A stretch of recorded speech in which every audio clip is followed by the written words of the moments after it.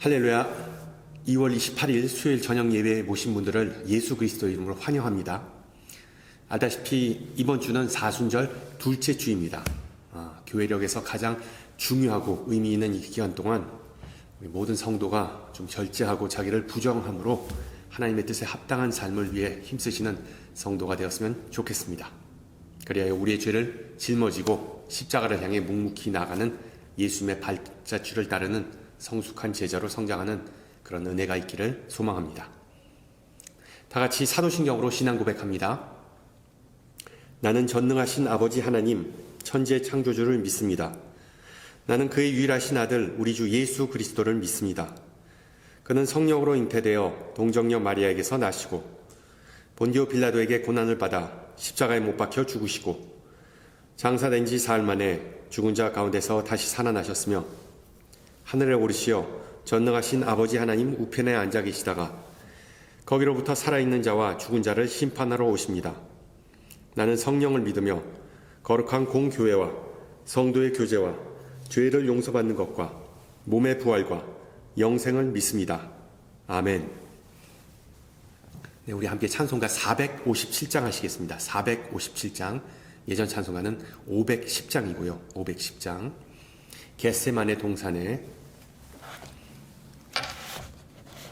457장 우리 함께 찬양합니다.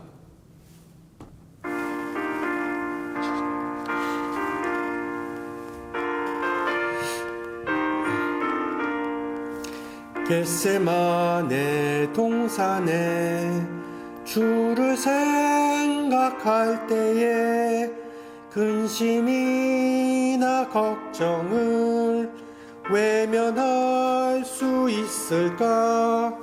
나를 항상 버리고 주를 따라가리라. 빌라도의 뜰에선 주를 생각할 때에 수치됨과 아픈 것 못 견딜 수 있을까? 길이 참고 묵묵히 주를 따라가리라. 갈보리산 올라간 주를 생각할 때에 나의 많은 괴로움을 수 없으리. 십자가를 지고서 주를 따라가리라.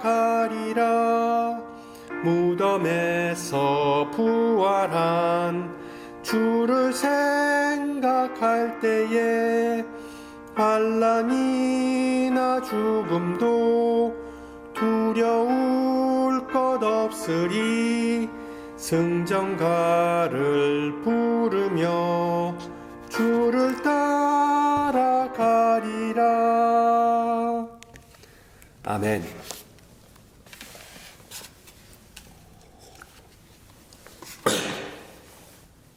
네, 하나님께서 오늘 저녁 우리에게 주신 말씀 시편 78편 1절에서 17절입니다.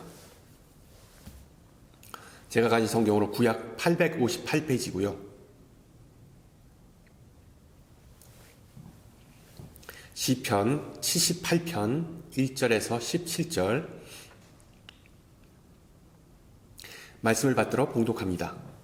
내 백성이여 내 율법을 들으며 내 입의 말에 귀를 기울일지어다. 내가 입을 열어 비유로 말하며 예로부터 감추어졌던 것을 드러내려 하니 이는 우리가 들어서 아는 바요 우리의 조상들이 우리에게 전한 바라. 우리가 이를 그들의 자손에게 숨기지 아니하고 여호와의 영예와 그의 능력과 그가 행하신 기이한 사적을 후대에 전하리로다.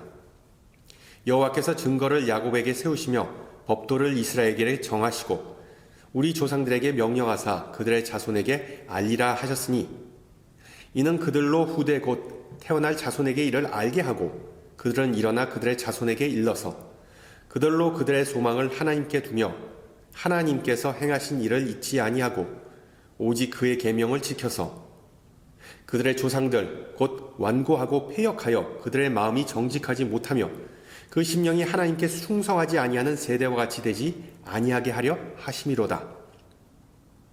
에브라임 자손은 무기를 갖추며 활을 가졌으나 전쟁의 날에 물러갔도다.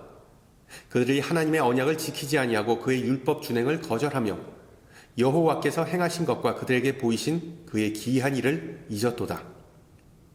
옛적에 하나님이 애굽 땅 소환들에서 기이한 일을 그들의 조상들의 목전에서 행하셨으되 그가 바다를 갈라 물을 무더기 같이 서게 하시고 그들을 지나가게 하셨으며 낮에는 구름으로 밤에는 불빛으로 인도하셨으며 광야에서 반석을 쪼개시고 매우 깊은 곳에서 나오는 물처럼 흡족하게 마시게 하셨으며 또 바위에서 시내를 내사 물이 강같이 흐르게 하셨으나 그들은 계속해서 하나님께 범죄하여 메마른 땅에서 지존자를 배반하였도다. 아멘.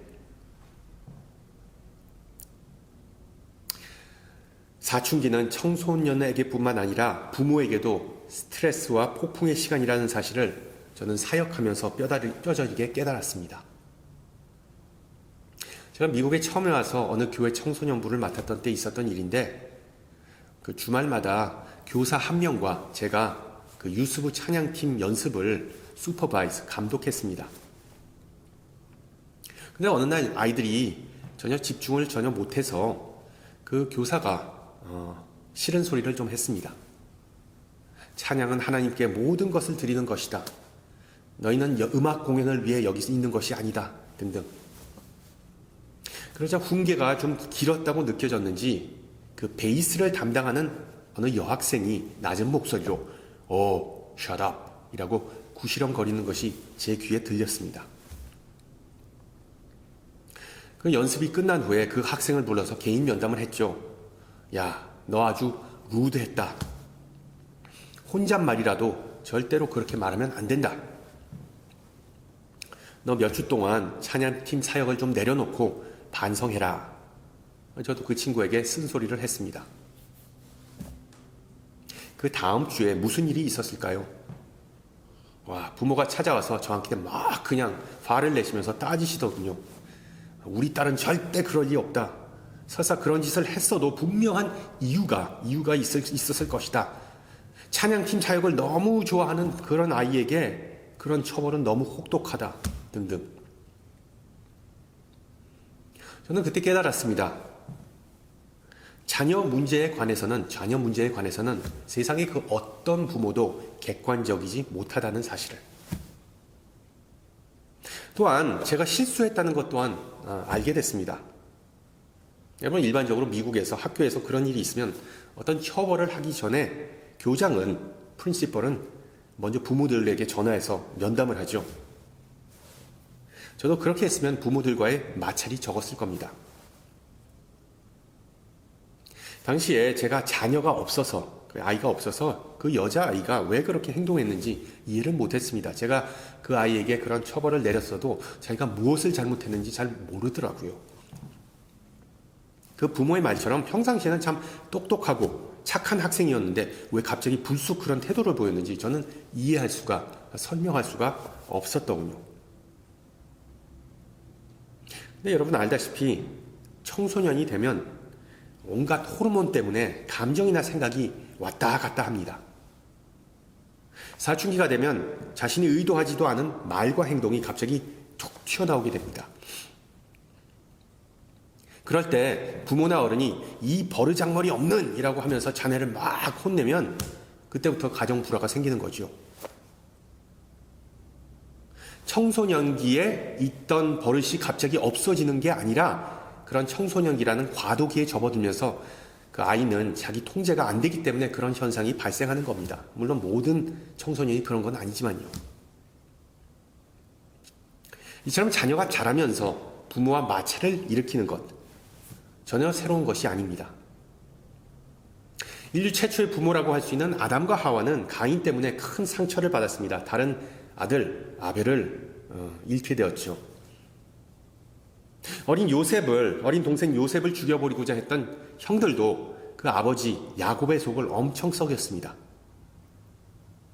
엘리 제사장도 망나니 짓을 일삼던 홈리와 비느하스 때문에 결국 가문이 망했습니다.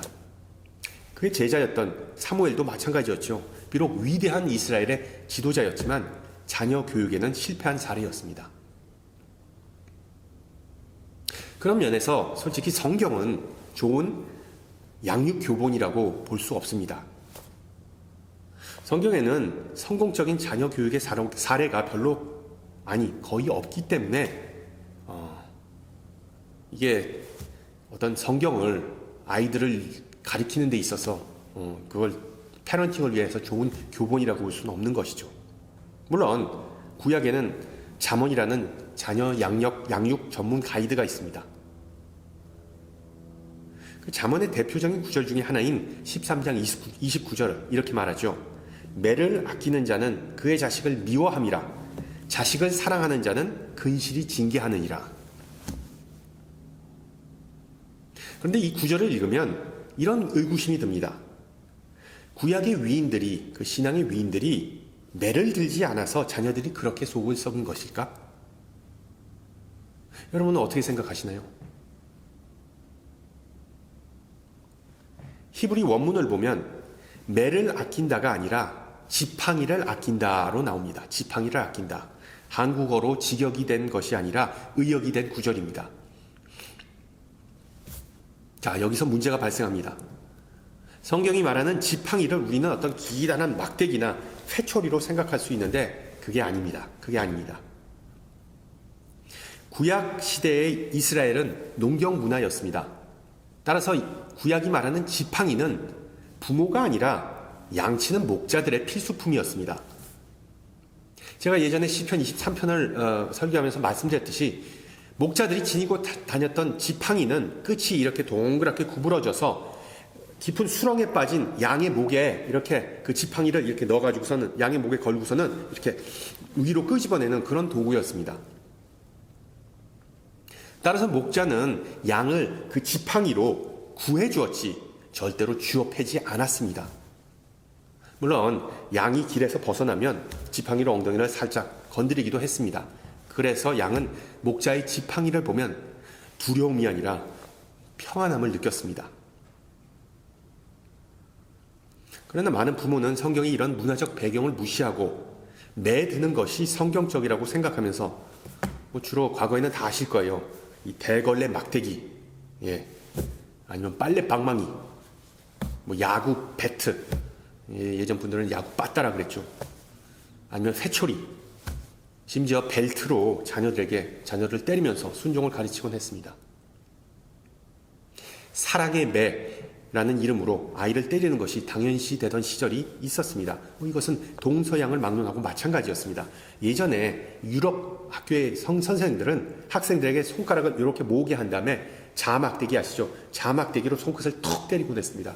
그러면 정신이 번쩍 들었답니다. 물론 어떤 부모는 이런 신체적 처벌이 자칫하면 감정이 섞이면서 학대로 변질될 수 있는 위험성을 깨닫고 자녀에게 그냥 이 벽을 바라보거나 손을 들고 있게 하면서 반성할 기회를 제공했습니다. 근데 여러분 알다시피 요즘은 그런 추세가 점점 사라집니다. 우리가 사는 미국에서 타임아웃은 처벌과 반성이라는 개념보다 다른 이에게 피해를 주지 않도록 어린 아이를 좀 calm 시킨다는 개념이 더 강합니다. 심지어 어떤 부모는 아예 타임아웃이라는 개념 자체에 회의적이기도 합니다. 왜? 자녀는 처벌의 대상이 아니라고 생각하기 때문이죠. 어떤 아동 전문가는 이렇게 말합니다. 모든 처벌은 비효과적이다. 대부분의 어린이는 버릇없이 행동하지 않는다. 그들은 오직 아이처럼 행동할 뿐이다. 분명한 사실은 우리 하나님 아버지는 그런 의견에 전혀 동의하지 않으십니다. 우리 하나님은 자녀를 통제하지도 않고 무조건 잘했다고 칭찬하는 소위 말하는 자유방임형 부모가 아닙니다. 자유방임형 부모. 오늘 본문을 보면 하나님은 부모는 부모이고 자녀는 자녀이다. 주객이 전도될 수 없다는 점을 확실히 보여주십니다. 특히 하나님은 자신의 자녀가 잘못된 길을 갔다고 분명히 말씀하고 계십니다. 오늘 읽은 시편 78편은 시편 중 두 번째로 가장 긴 시편입니다. 우선 우리가 알아야 할 부분은 시편 78편은 소위 말하는 지혜시입니다. 지혜시, Wisdom Psalm. 이 시편의 목적은 하나님의 자녀인 우리에게 하나님은 어떤 유형의 부모인지를 가르쳐 주는 것입니다. 또한 우리 부모들에게, 인간 부모들에게 자녀를 어떻게 양육해야 하는 그 힌트를 제공해 주기도 합니다. 자, 그러기 위해 시편 기자는 이스라엘의 역사를 통해 하나님과 자신의 백성 이스라엘 간의 그 순탄하지 않았던 관계를 묘사하고 있습니다. 특히 오늘 본문은 그 관계를, 하나님과 이스라엘의 관계를 세 개의 과정, 또 세 개의 요점을 통해 설명하고 있습니다.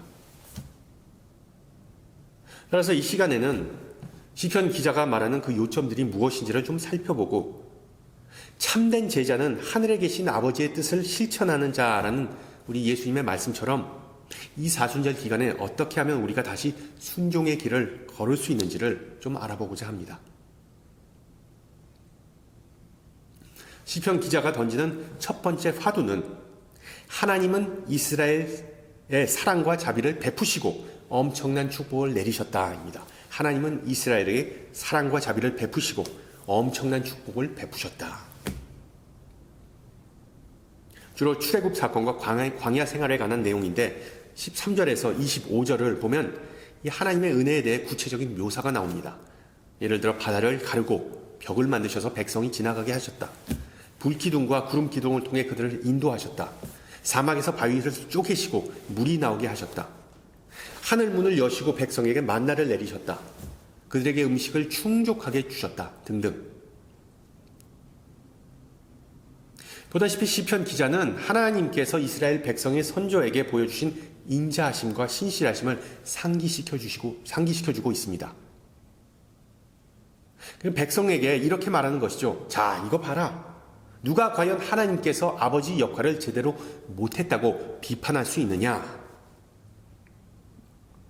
실제로 하나님은 그 자녀들을 방치하거나 실망케 하거나 내버려 둔 적이 없는 분이시라는 점을 백성이 까먹었기 때문에 시편 기자는 또다시 말해주고 있는 것입니다.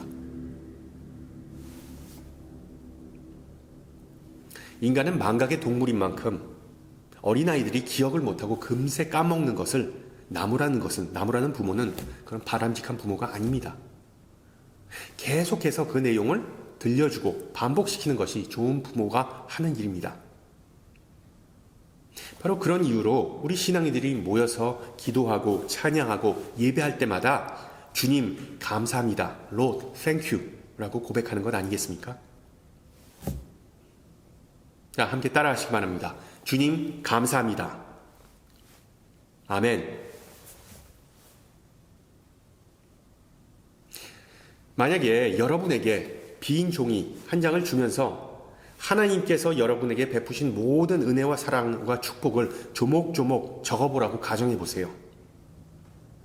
아, 뭐가 있을까? 기억이 잘 안 나네. 그런 반응이 나온다면 뭔가 심각한 문제가 있는 거겠죠. 맞죠? 바로 시편 기자가 던지는 두 번째 화두입니다. 여기서는 화두라기보다 일종의 혐의입니다. 혐의. 그게 뭡니까? 이스라엘 백성은 하나님으로부터 받은 축복을 당연하게 여겼을 뿐만 아니라 악행을 일삼고 하나님에게 불효를 저질렀다입니다. 이에 대해 어떤 주석가는 이스라엘 백성은 낮에는 심심하다고 불평만 하고 밤에는 신나게 놀고 즐기기만 한 철없는 10대와 같이 행동했다라고 기록합니다. 하나님의 발을 돋운 철없는 이스라엘이 저지른 악행과 잘못을 보세요. 몇 가지를 추려보면 32절 이 모든 것에도 불구하고 그들은 여전히 죄를 범하고 믿지 않았다. 17절 계속해서 하나님께 죄를 범하고 광야에서 지존자를 배반했다. 37절 하나님께 향하는 마음이 바르지 않고 언약을 성실히 이행하지 않았다. 그리고 40절 광야에서 하나님에게 반항하며 사막에서 하나님을 수도 없이 슬프시게 하였다. 등등. 이런 사건들은 그냥 구약에 나온 옛날 이야기고 그런 폐악무도한 짓은 오직 이스라엘에게만 국한된 것으로 보이지만 그렇지 않죠. 그렇지 않습니다. 하나님은 이 시편 이야기를 통해 우리에게 말씀하고 계십니다. 여러분, 죄란 무엇입니까? 바로 하나님 아버지의 인내심을 테스트하고 하나님의 사랑과 배려를 무시하거나 멀리하는 경향을 뜻합니다. 죄성이라는 것을 이렇게 한번 생각해 보세요. 아이들이 잘못된 행동을 하거나 버릇없이 구는 것은 그들이 특별히 싹수가 노랗거나 사악하기 때문은 아니지 않습니까? 바로 아이들이기 때문에, 어리기 때문에 선과 악의 개념을 잘 모릅니다. 또한 아이가 가진 세상은 비교적 작아서 오직 자기 자신이 그 세계의 중심이고, 그리고 또한 부모밖에 안 보입니다. 따라서 부모는 늘 모범을 보이고 아이가 오락가락하지 않게 기준을 가르쳐야 합니다. 물론 당연히 부모도 그 룰을 지켜야죠. 그러나 아무리 이렇게 가르쳐도 아이가 이해할 수 없는 영역은 늘 존재하기 마련입니다. 왜? 아이는 아이이고 부모는 부모이기 때문에 부모의 의도나 행동을 이해하지 못할 때가 수두룩합니다. 아이에게는 어떤 인지적 능력과 논리적 사고가 완성되지 않았기 때문에 부모와 성숙하고 합리적인 대화를 나눌 수 없는 노릇입니다. 부모와 자녀의 이와 같은 차이, 동등하지 않은 관계는 바로 창조주 하나님과 피조물인 이스라엘의 관계와 마찬가지였습니다. 그래서 이사야 선지자는 이렇게 기록하죠. 우리가 너무나 잘 아는 구절입니다. 내 생각은 너희 생각과 다르며 내 길은 너희 길과 달라서 하늘이 땅보다 높음 같이 내 길은 너희 길보다 높으며 내 생각은 너희 생각보다 높으니라. 예를 하나 들어보겠습니다. 우리 집 두 아들, 한창 자라는 때라서 그런지 시도 때도 없이 배고픕니다. 시도 때도 없이 먹습니다. 그러니까 엄마는 건강한 식습관을 기르기 위해 아이들 먹는 것, 특히 군것질을 통제하는 편입니다. 물론 전혀 군것질을 안 사다 놓을 수는 없겠죠.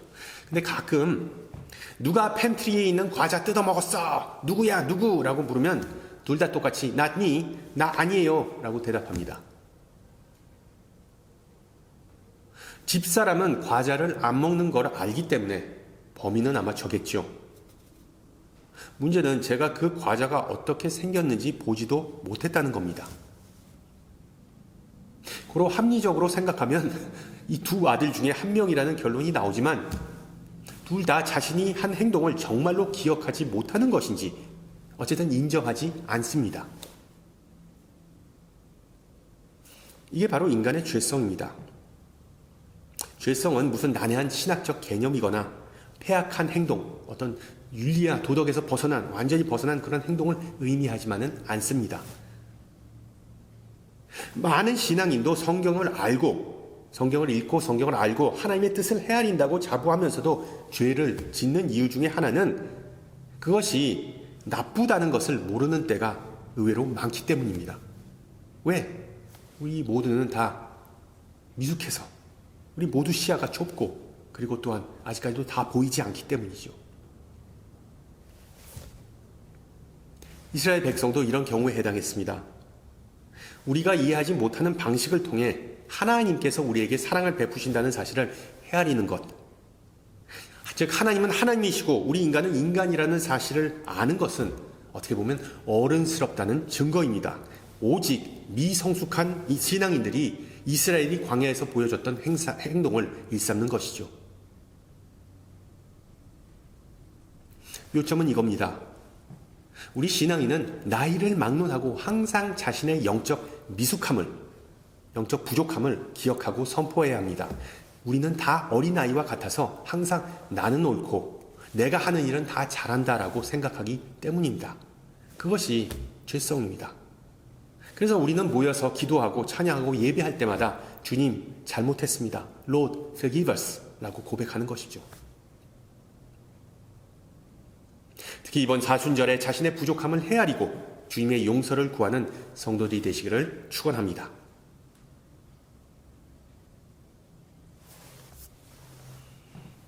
하나님의 은혜와 이스라엘의 반항에 이어 자, 마지막 화두는 길 잃은 백성을 올바른 길로 향하기 위해 하나님은 많은 형벌을, 퍼니시먼트를 내리셨다입니다. 오늘 시편을 보면 여러 가지 형벌이 등장하는데 가장 눈에 띄는, 보면 가장 혹독한 형벌은 바로 하나님께서 자신의 백성이자 자녀인 이스라엘의 목숨을 앗아간 것입니다. 59절을 보세요. 59절. 하나님이 분내어 이스라엘을 크게 미워하사 백성을 칼에 넘기셨으니 그들의 청년은 불에 살라지고 그들의 처녀들은 혼인 노래를 들을 수 없었으며 그들의 제사장들은 칼에 엎드러지고 그들의 과부들은 애국도 하지 못하였도다. 보다시피 하나님의 형벌은 잔혹하다 못해 끔찍했습니다. 자녀들이 목숨을 다 잃었습니다. 학살을 당했습니다. 물론 우리가 사는 시대는 구약시대와는 전적으로 다르죠. 앞서 말씀드렸듯이 처벌의 효능을 믿든 안 믿든 대부분의 부모는 적당한 선에서 자녀를 통제하고 제재할 필요성을 느낍니다. 그렇다고 부모가 구약시대의 하나님처럼 극단적인 처방, 어떤 방법을 택하지는 않습니다. 정상적인 부모는 아무리 못된 짓을 하거나 말을 안 들어도 자녀를 굶기거나 집에서 쫓아내거나 죽도록 패거나 유기하지 않습니다. 자식이 아니라 왼수라고 하면서도 부모는 자녀를 보호해주지 무방비 상태로 놔두거나 위험에 처하게 하지 않습니다. 솔직히 말하면 오늘 본문에 나온 부모로서의 하나님 그리고 자녀로서의 이스라엘의 모습은 그리고 그 행동은 우리 현대 신앙인들이 쉽게 납득하기에 무리가 있습니다. 그래서 영국의 생물학자이자 옥스퍼드 대학의 교수 그리고 신무신론자로 불린 그 유명한 악명 높은 리처드 도킨스는 구약의 하나님은 두말할 것 없이 성경에 등장하는 가장 기분 나쁜 인물이다. 질투심이 많고 째째하고 불공평하고 자비도 없고 뒤끝 있고 피를 보고자 하는 깡패와 같다라고 하나님을 신랄하게 비판했습니다. 무신론자 도킨스처럼 불경할 주장을 하면 안 되겠지만 우리 신앙인들도 때로는 하나님의 엄하거나 극단적인 모습에 대해 의문을 가질 때가 종종 있습니다. 제 경험상 특히 10대 청소년들, 제가 가르치던 10대 청소년들은 예를 들어 여호수아에서에 나오는 아간의 죄와 같은 그 집단 책임론이나 아니면 가나안 집단 학살, 가나안 사람들 다 죽여버린 그런 개념을 이해하지 못하더군요. 하나님은 사랑이신데 어떻게 그렇게 특별히 잘못한 것 없는 사람들을 마저, 어린애마저, 동물마저 그냥 싹 다 그냥 말살해버리라고 하시니까. 심지어 교사들도 학생들에게 그런 개념들을 설명하는데 한계를 느끼는 것 또한 사실이고요. 물론 시편 78편 끝부분을 보면 하나님께서 유대지파, 특히 다윗에게 은혜를 베푸시는 내용이 나옵니다. 또한 신약 시대에 가서는 다윗의 후손인 예수님께서 하나님의 사랑을 완성하셨다라고 우리는 말할 수 있지만 그것도 전혀 문제가 없는 바는 아닙니다. 왜? 유대 지파 빼고 멸망한 나머지 11지파는 뭐가 됩니까?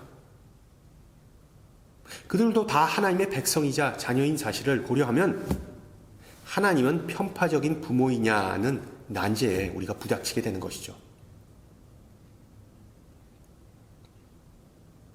실제로 시편 78편은 구약의 다른 본문과 마찬가지로 하나님을 권위적이고 그리고 무서운 분으로 묘사하는 것이 사실입니다. 그리고 하나님의 이런 모습은 구약 시대에는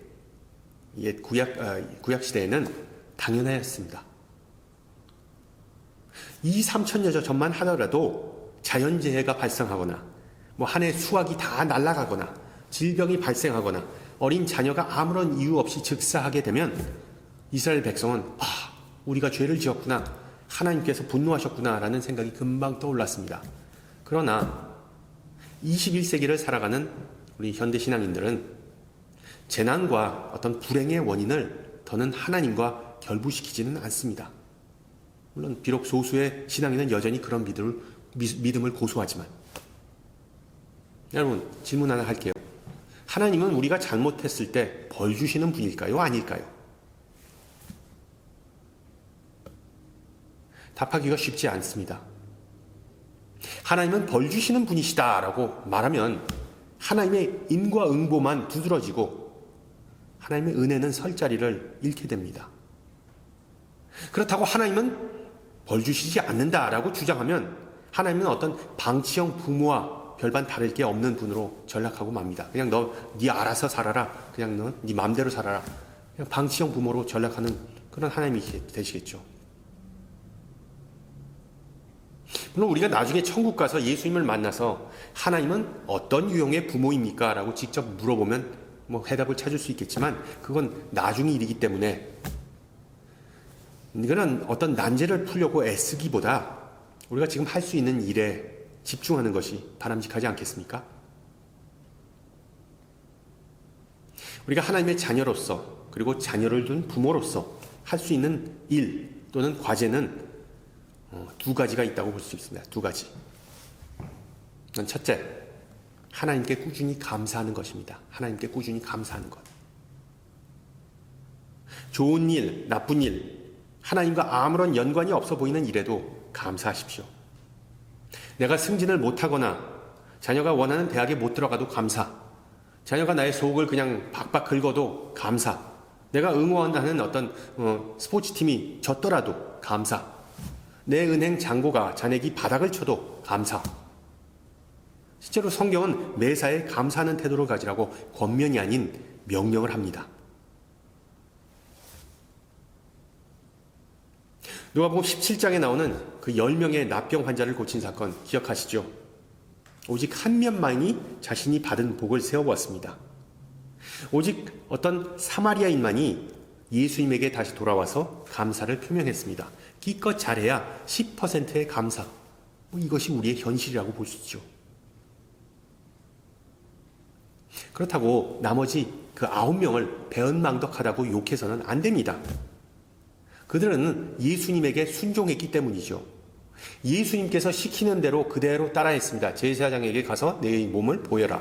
그들 나름대로 어떤 제자된 모습을 보여주었습니다. 그러나 그런 삶에, 그런 순종하는 삶에 감사와 찬양이 추가되면 평범한 일상의 축복보다 훨씬 더 큰 축복과 은혜를 경험할 수 있다고 성경은 말해줍니다. 감사와 더불어 우리가 둘째로 할 수 있는 일은 바로 하나님으로부터 타임아웃, 처벌받을 여지를 아예 없게 사는 것입니다. 쉽게 말하면 항상 하나님과 올바른 관계를 위해 노력하는 삶을 사는 것이죠. 미국 성공의 목사이자 영성학 교수인 바바라 테일러 브라운은 의로운 사람, the righteous person, the righteous one을 다음과 같이 정의합니다. 의로운 사람. 의인을 뜻하는 많은 히브리어 단어가 있지만 특히 목적이 참된 사람이라는 단어가 있습니다. 하나님의 공의를 행하는 사람은 마치 관역에 활을 쏘는 이처럼 항상 만점을 노리는 사람입니다. 물론 화살이 만점을 맞추는 경우는 거의 없고 형편없이 빗나갈 때도 있습니다. 그런데도 의인은 위로는 하나님과 그리고 옆으로는 이웃과 항상 올바른 관계에 힘쓰는 사람입니다. 물론 의인도 죄를 짓고 삽니다. 그러나 죄를 전혀 짓지 않고 사는 것이 의인의 목적이 아닙니다. 의인의 참된 목적은 하나님께서 원하시는 대로 살고자 하는 마음입니다. 하나님을 기쁘시게 하고자 하는 마음을 푸는 사람은 하나님을 실제로 기쁘게 하는 사람입니다. 라고 기록합니다. 그렇습니다. 특히 이번 사순절을 통해 우리 모두 감사를 더 훈련하고 하나님의 말씀대로 살고자 더 노력했으면 좋겠습니다. 그리하여 하나님의 마음을 시원하게 그리고 기쁘게 하는 그런 은혜가 넘치시기를 축원합니다. 함께 기도합니다. 귀하신 주님, 시편의 말씀을 통해 우리에게 지혜의 말씀을 주심을 감사합니다. 이스라엘의 역사를 보면서 주님의 놀라운 은혜와 기적과 셀 수 없는 축복에도 불구하고 하나님의 백성은 주님을 신뢰하지 않고 따르지 않았음을 배웠습니다. 철없는 아이와 같이 하나님의 말씀을 듣지 않고 오직 자신의 길을 고집했기에 결국 주님은 이스라엘을 벌할 수밖에 없었음을 배웠습니다. 주님, 이스라엘의 반항적인 모습 속에서 우리 자신의 모습을 보기를 원합니다. 때로는 우리의 아집과 오만 때문에 하나님이 무심하거나 너무하다고 원망하지 않았는지 우리 자신을 돌아봅니다. 우리의 미숙함과 부족함 때문에 하나님의 신실하신 사랑을 보지 못하거나 경험하지 못한 적이 있지 않았나 회개합니다. 그러나 하나님은 정의의 하나님이시지만 또한 은혜의 하나님은 감사드립니다. 우리의 죄를 따라 우리를 처벌하지 아니하시고 우리의 죄악을 따라 우리에게 그대로 갚지는 아니하신다고 약속하셨습니다. 하늘이 땅에서 높음같이 하나님의 사랑이 크시기 때문입니다. 비록 지금은 주님의 섭리와 계획을 다 헤아리지 못할지라도 말씀 속에서 드러난 신앙의 선조들의 잘못과 시행착오를 되새기며 과거의 실수를 되풀이하지 않게 하여 주시옵소서. 이 세상 사는 동안 항상 주님께 감사를 돌리고 마음의 청결함과 영혼의 겸손함을 위해 노력하면서 하나님께 더 큰 영광과 기쁨이 되는 은혜가 있게 하옵소서.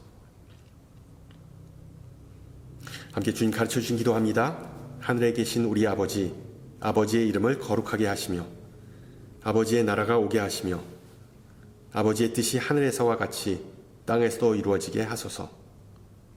오늘 우리에게 일용할 양식을 주시고 우리가 우리에게 잘못한 사람을 용서하여 준 것 같이 우리 죄를 용서하여 주시고 우리를 시험에 빠지지 않게 하시고 악에서 구하소서. 나라와 권능과 영광이 영원히 아버지의 것입니다. 아멘.